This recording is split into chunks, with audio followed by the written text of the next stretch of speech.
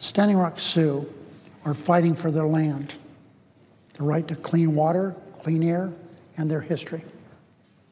And they're not alone. The Standing Rock Sioux have been joined by thousands of others, including members of hundreds of tribes from throughout the United States. Last month, while I was in Nevada, members of the 27 Native American tribes we have in Nevada made it clear to me they stand in solidarity with the Standing Rock Sioux. But I do too, Madam President, and here's why. Here's why I joined with the Standing Rock Sioux in calling for an alternative route for the pipeline's construction. It's past time this situation be resolved peacefully. It has lingered for months, and the debate has descended into violence.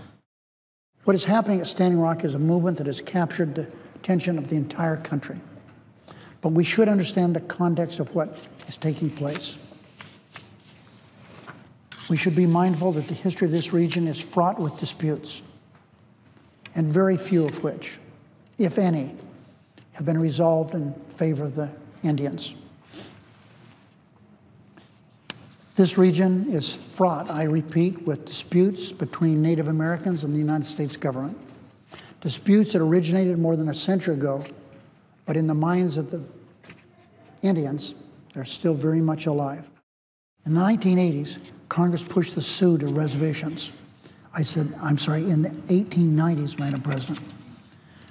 Congress pushed the Sioux to reservations, took them off their ancestral land, jammed them into reservations. Speaking from knowledge I have, what they did in Pyramid and Shoshone in Nevada is unbelievable. Put them in the worst places you could find. And that's what they did to the Sioux. In the 1890s, they pushed the Sioux into reservations. Then, 2 decades later, in violation of all the treaties they had, they built dams in the Missouri River that shrunk the size of the reservations even more. And then in the 1940s, the United States built yet another dam, putting the Sioux most fertile land underwater.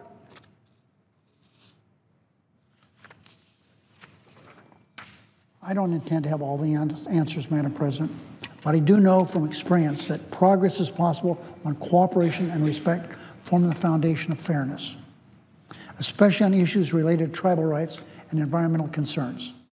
They're exposed to more pollution than most Americans. That's the way it is. We don't talk a lot about the people who are severely impacted by a century of practically limitless pollution: Indians. This is not an urban-rural phenomenon. It's everywhere, and it's dangerous. Can the people of America expect our newly elected president to intervene on their behalf against the big polluters? Can the Standing Rock Sioux tribe depend on the man who was financially invested in the Dakota Access Pipeline?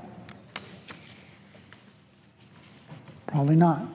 What's happening at the Standing Rock is about respect for people, where they build their homes, where they raise their families. The violence and aggression against Standing Rock Sioux in North Dakota is a tragic example of the failure to respect people of long-standing grievances for how they and their natural resources have been treated. No one can see this more than Indians.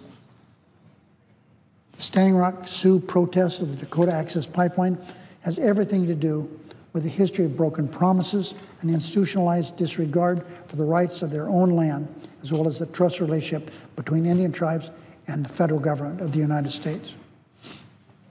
While most stakeholders want a speedy end to this situation, they must understand that overreaction to protesters, violence, and disregard for our history undermines the likelihood of a mutually acceptable solution and rubs salt in the already festering wounds. There's no reason that this situation cannot be remedied in a manner that's fair to all. 300 people have already been injured. Grenades, dogs being sicked on these Indians. Freezing water being sprayed on them in freezing temperatures, below freezing temperatures. Our Native American tribes are looking to the federal government for help. For once, let's get them some help rather than just continue taking from them. They want to believe that after centuries of wrongs, the United States will finally get it right. Indians want to believe that after, again, so long of being treated with no respect, that the United States will help and not hurt. Relocating the pipeline to a more suitable area away from the Standing Rock Reservation would be an easy and historic step in the right direction. For the sake of our country, I hope that happens.